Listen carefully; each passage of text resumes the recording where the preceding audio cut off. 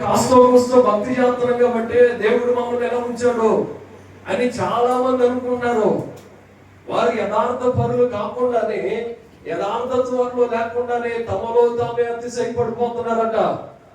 నేటి క్రైస్తవ జీవితం కూడా ఎలాగ మారిపోతుందంటే, భక్తి అనేది లేకుండానే వాడుకోవాలని నేను బాగా భక్తి చేస్తున్నాను, ప్రార్థన చేస్తున్నాను అనే స్థితికి వచ్చేసారు.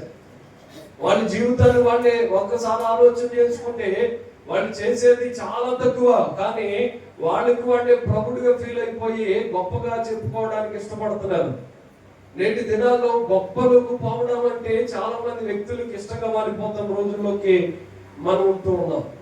అయితే ప్రభువు గొప్పగా మనం చెప్పుకునే విషయాలను బట్టి ప్రభు సంతోషపడడు, కానీ ప్రభు మెచ్చుకునే కొన్ని విషయాలు ఉన్నాయి, వాటిని చేస్తేనే ప్రభు సంతోషిస్తాడు. చేతులెత్తి స్తోత్రం చెప్పండి. హల్లెలూయా, హల్లెలూయా.